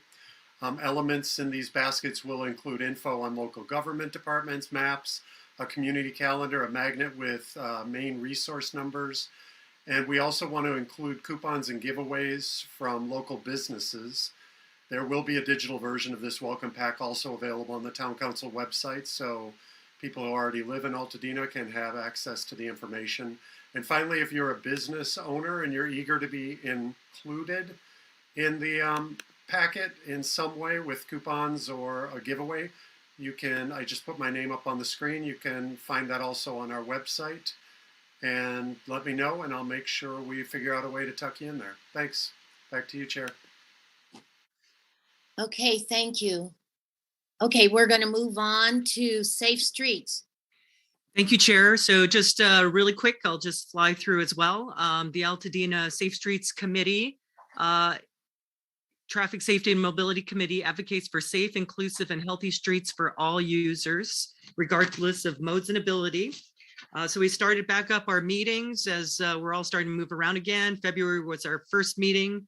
March, we had a meeting, and then our next meeting. So it's the 4th Thursday of the month, April 28th.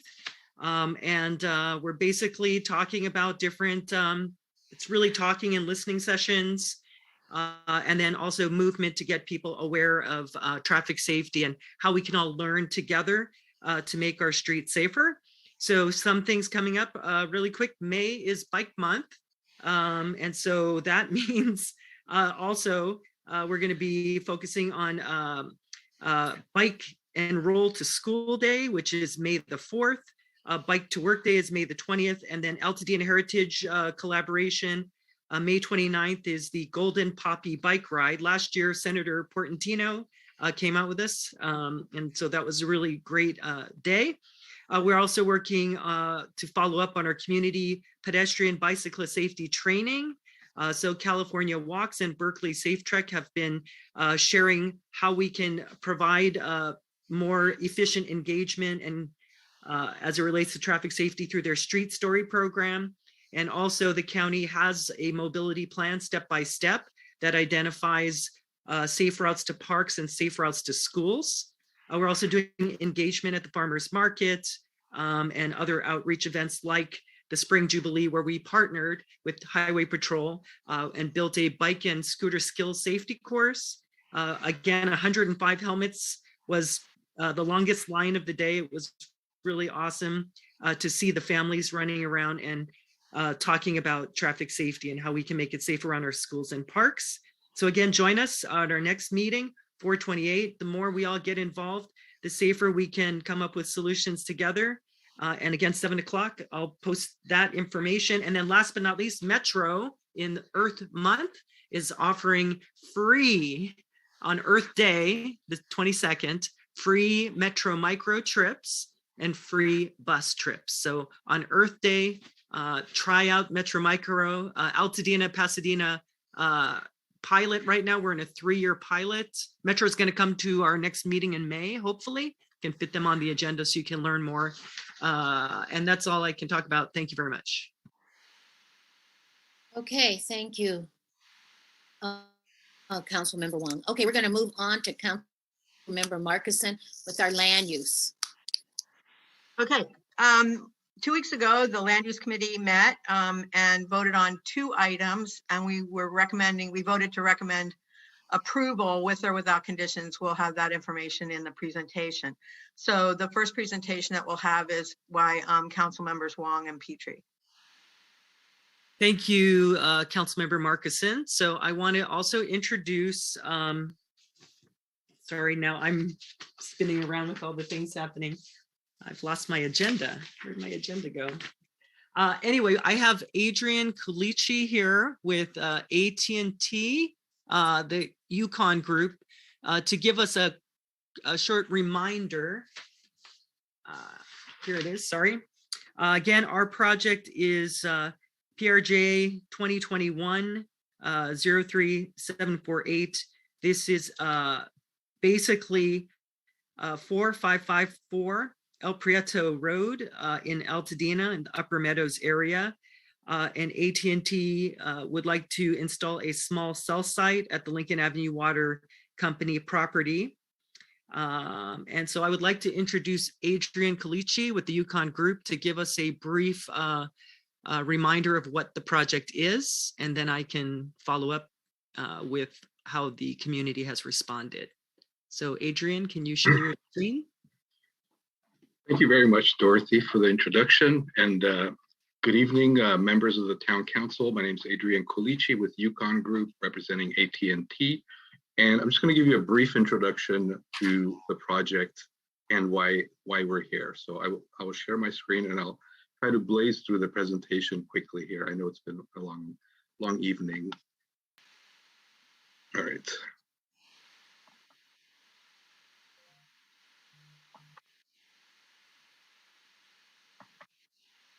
Okay.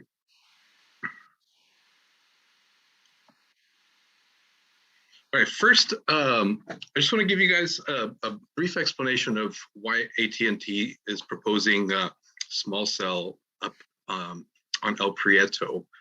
Just to give you a brief overview, just want to give you some statistics on AT&T's network as it's developed over the years. But the most startling of these is that, since the introduction of the iPhone in 2006, there's been a 360,000% increase of AT&T's data network usage.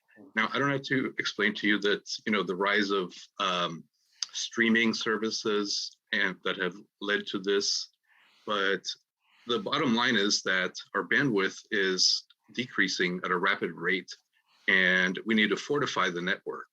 Now, to this end, we propose small cells. Now, to give you just a little background on what small cells versus the traditional macro sites that have historically provided coverage for wireless networks. The macro site is a tall, 60 to 80 foot, typically high site that is pretty powerful and can cover an area of 1 to 2 miles approximately. So this provides a large geographic umbrella of coverage, but as more users are added over the area, the bandwidth shrinks. It's, the math is simple on that. So how do we address this? Because there's only so many macro sites that we can install, and they're certainly not appropriate in some areas. And to this end, we introduce small cells. Now, small cells have let's see here. Small cells represented by the graphic in the middle are typically around the 34 foot height, and they're much smaller and less powerful than the macro sites. So they only provide an umbrella of coverage of approximately 500 to 1,000 feet, depending on the topography. But if you add a number of them within a certain area, you can fortify the network and both future-proof it and make sure that your feed doesn't drop in the middle of your streaming session. So I'm just going to forward. Here's some examples of existing sites in urban areas. And here is an example of a site in Altadena that's in a residential area on a right-of-way wood utility pole. So what you're looking at is a canister antenna, which is approximately 24 inches tall. So that's the only antenna that would be on this particular site. And the same goes for a majority of these sites. However, what we're proposing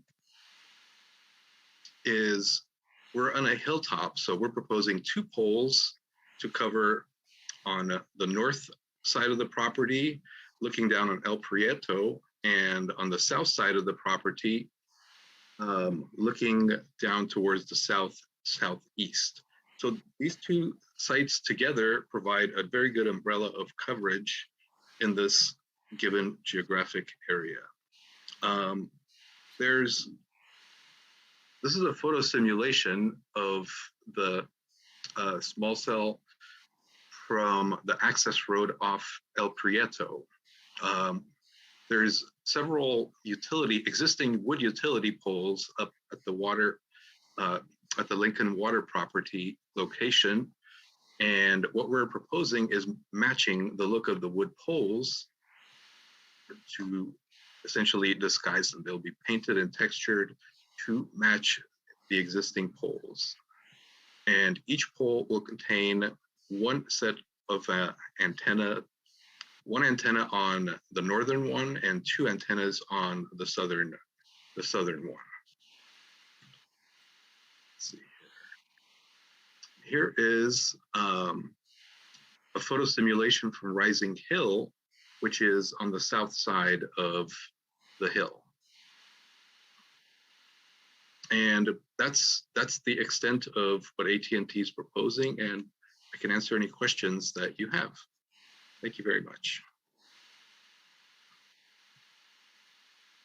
I'm going to take down your presentation. Yeah, thanks. Yes, I figured it out at last.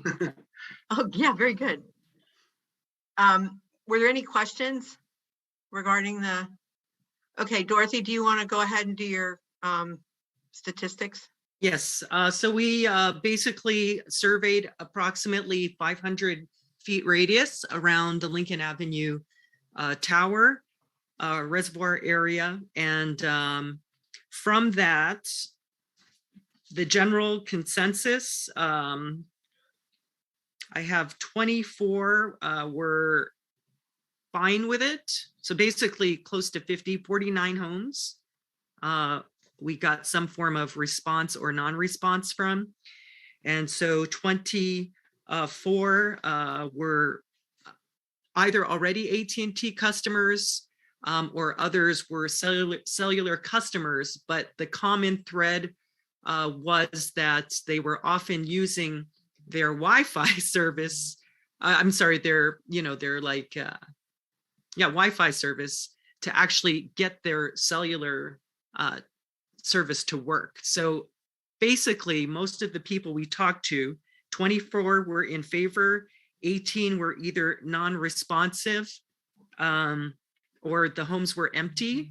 And then 6 offered concerns, 4 on health, not knowing enough or just feeling, that health was an issue or they needed to learn more. And then 2 were concerned about access.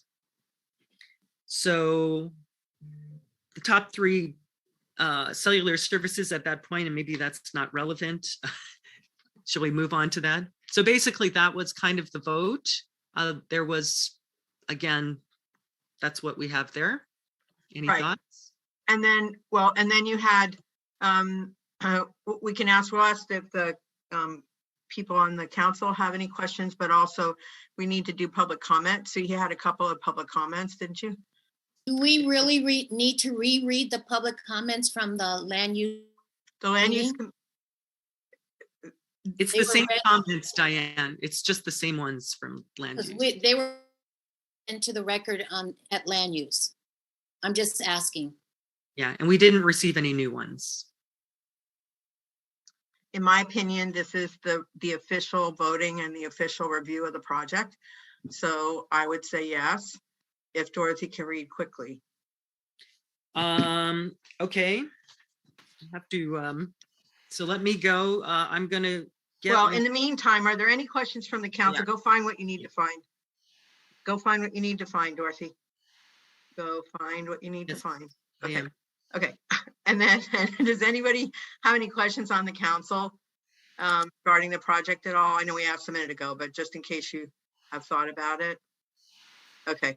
I just truly believe this is the official record of the project review and that we ought to we have provision for public comment at this meeting. So do you have it, Dorothy? Yes, I forwarded one. Okay, so yes, ready? I will time it. Okay. The first one is from fast. Yes, Amanda Hunter. Thank you for bringing the proposed cell site information to us at 4610 Rising Hill Road. Our family of 4 checked cell tower locations before we bought our home in the Meadows in 2019. We do not want any cell sites close to our home or our bodies. We would expect significant safety data supplied to all residents before a decision of this magnitude can be reached. Sincerely, William and Amanda Hunter. And then the next one is, I am against the installation of a cell tower in the Meadows neighborhood. At the given location near Lincoln Avenue Water Reservoir, there are about 25 houses within 500 feet of the tower. My particular house on Rising Hill is about 850 feet from the tower location. I am sure that every resident near the top of El Prieto will be against the installation of the tower. My research indicates that the radiation danger is probably low, but still, this is just the beginning of the slippery slope of installing more and more cell towers in the area. Personally, I don't use a cell phone at home, so I have no need of cell phone service at home, I have an AT&T landline phone. As an alternate, a similar site with probably similar coverage exists at the water tank above Lavinia. It's at the same height as the El Prieto Reservoir. Only about 10 homes are within 500 feet of that location. Why not have AT&T propose a cell tower for that location? I guarantee you that Zero Lavinia residents will be in favor of that. Cell phone service is not critical to the quality of life as it is water and electricity. There is no need to keep adding more and more cell towers to our environments. Steve Slobin. And then I have one more, sorry. Okay. Stand by. That's all right. Have we read the one by Mary Trailer yet? I've got that one. Oh, thank you. Hannah's gonna read. Go ahead. All right. All right. Read fast. Okay. As regards the Lincoln Avenue Water Company cell site construction at its reservoir parcel, have all issues and concerns regarding it, any adverse effects of RF energy on water and humans been addressed with review of pertinent and expert studies. I have read the following. As per the American Cancer Society, cell towers increase the risk of health hazards such as headaches, memory loss, congenital disabilities, and cardiovascular stress. Many studies also report that cell towers may lead to cancer as they emit non-ionizing high radio frequency RF waves. Although several oncologists have reported that RF waves are not carcinogenic, cancer-causing, long-term exposure to such waves is detrimental to the health of residents. So I went to the American Cancer Society's website and found this under its cancer tab, cell phone towers.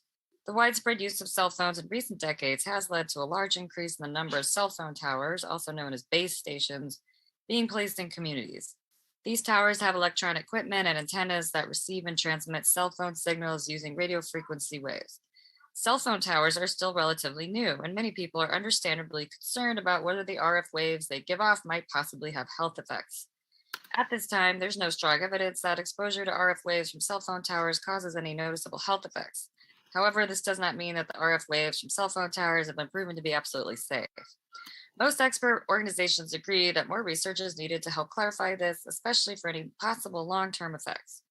Please reread. Most expert organizations agree that more research is needed to help clarify this, especially for any possible long-term effects. Regards, Mary Fruta Trailer at 4549 El Prieto. Okay. Thanks. Okay, Dorothy, did you have one more? No, that's it. Oh, okay. All right. So, Dorothy, well, we had public comment. We have no questions from the council. So if you want to go ahead and make your motion, you can. Okay, I've got that covered. I'm hoping I got it. Oh, I'm right. sorry, Hannah. No Sorry. Go worries. ahead. Hopefully I got it right here.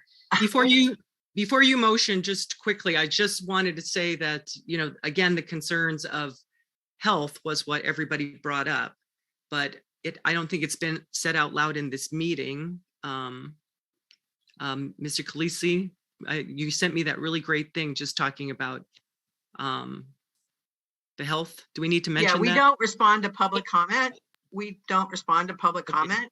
It's just the health that it's not, that we have the public utilities or the FCC that also monitors. Okay. Yeah, so, right. And the council knows that we can't take into consideration the health. Thank you. Yeah, the health concerns. I wanted to make that clear. But we can include a comment about that in the letter that we send down to regional planning. Okay. Thank you. Hannah, go ahead with your motion. Okay, our motion reads as follows.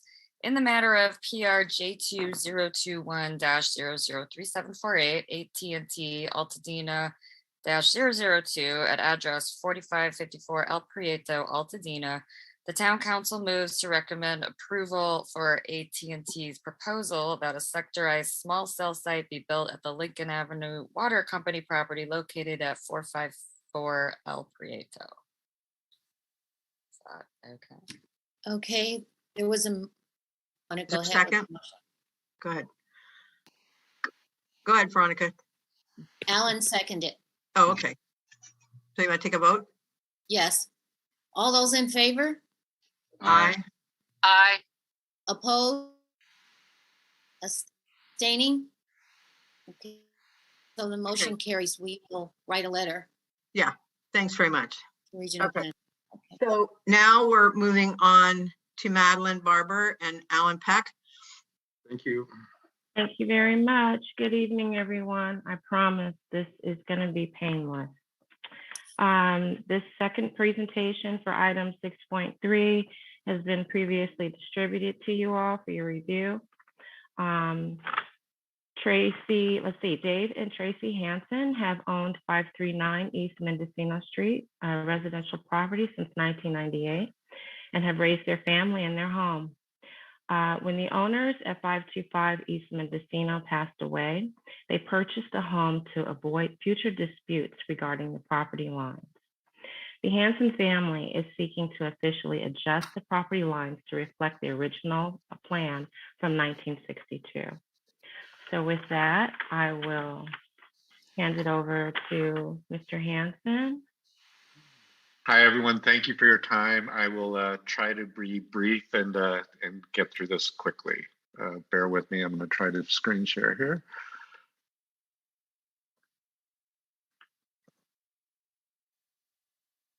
And why is that not?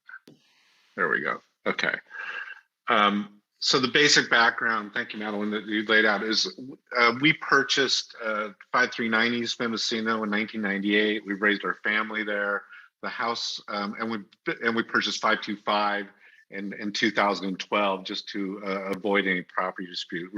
We're seeking a variance, or the town council's recommendation, so that we can get a variance to create a lot line adjustment to reflect the way the properties have always been used. This variance will mean no construction at all. It's really just so we can legally have the properties work the way they have been. Were designed. The original property that we live in, 539, was built in 1919. It was on a lot that includes these diagrams. There's now 4 houses. In 1961, or shortly before that, the owners subdivided and created 3 other properties and built mid-century modern homes on them, and those were sold off. The person who lived in 525 East Mendocino lived there from the time that she was born until the time she passed away. And then we bought that property in 2012. The existing topography, which you can see from this diagram, shows that 525 sits at a lower elevation. There's actually a wall that separates these properties now, and you can see that in this diagram. This shows the way the lot lines that we're trying to achieve. Current on the first diagram, it shows the way they are today, and then shows how they're looking to get adjusted. And the way they're adjusted is the way the properties are actually used. The reason that this variance is required is there's a minimum 10,000 square foot property requirement in Altadena. That being said, within 1,000 square foot radius of our house, there's 100 lots or more that are under this 10,000 square foot property lines now. So, so really, we're looking to get the town council's recommendation to approve our lot line adjustment or variance, so we can get the lot line adjustment. You can see from this photo, the center house there is our house with the garden and everything, and to the left there, with the white roof, is the 525 property that kind of outlines it. I will try to end this and then answer any questions that anyone may have. Thank you, Dave. Thank you. Does anyone have any questions? No? Are you ready for a motion? Did you have any public comment? No, right? No, no public comment, but we did not canvass either. But it's an existing property that's just moving a property line. So yes, it's not affecting any of the neighbors directly. Yes. Okay. Any questions? No? Okay, Madeline, do you want to do your motion then? Sure. I move that plan number RPAP 202-10-11115 for the property located at 525 and 539 East Mendocino Street, requesting a lot line adjustment and variance be recommended for approval without conditions. I second. Okay. I heard Alan and I saw Dr. Thomas's hand. Okay, Alan seconded. Okay. So the motion has been, all those in favor? Aye. All those opposed? Any abstentions? Okay, so the motion carries. All right. Thank you. Thank you, everyone. Okay, thank you. Thank you. Okay. You're welcome. Thank you. Okay, so now we're moving on to public comment. General public comment. Dorothy, was there any general public comment this time? Yes. So I got one I have two comments. The first one, can you hear me? Is from Steve Gibson. Greetings to the Altadena Town Council and members of the Altadena community. I want to introduce myself and announce my campaign for Pasadena City College Board of Trustees District 3. I, Steve Gibson, am an 18-year resident of the community and will be knocking on your doors to discuss my campaign. I've been endorsed by the PCC faculty, the Los Angeles Democratic Party, and all of the local Democratic clubs. Thanks for your work and efforts to the community. The second one is from Levy Sun with the San Gabriel Valley mosquito and vector. For Earth Month, he wants to announce that this is actually California Mosquito Awareness Week. It's a week to remind everyone that mosquito issues and disease threats are year-round. In addition to threatening our quality of life, mosquitoes have an impact on our health. To stay safe and bite-free, everyone should tip out their stagnant water, toss unused containers, and protect themselves with repellent. For more information, residents, please visit tiptossprotect.org, and I'll put it on the website. That's it. Okay, thank you. Okay, we're going to move on to census tract reports. We have census tract 4602. Hi, I'm going to pause the second part of this for next month. I just wanted to let everybody know that Farnsworth Park is finally scheduled to replace their playground. So heads up, they'll start demolition at the end of May, 5/31/22, and they have an expected completion date of approximately 8/15/22, August 15th. I have information about project manager. If there are questions, you can reach me. And the other part, I just wanted to talk about the repaving going on, but instead of those details, Dorothy, I'm going to give you some information to answer residents' questions, and we can post that on the website. Thank you. Okay. Did you not want to give it out now because of time? Is that why you did that? Yeah, I don't think it's important. They can get a hold of me if they have specific questions, and we'll put it on the website tomorrow. Okay. Okay, we have 4601.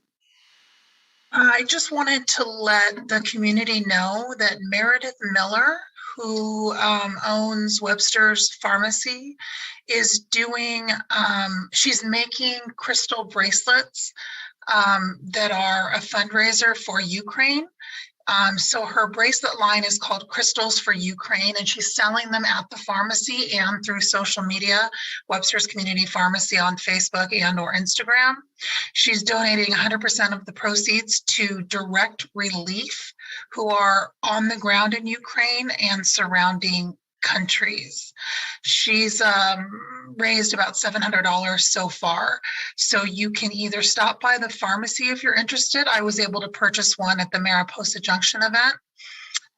Or you can email her directly at meredithfmiller@gmail.com. Okay, thank you. Anything else? Okay, so we're at the end. Can I have a motion to adjourn? Motion to adjourn, Ms. Chairman. Thank you. Okay, good night, everybody. Thank you. We meeting at 9:06.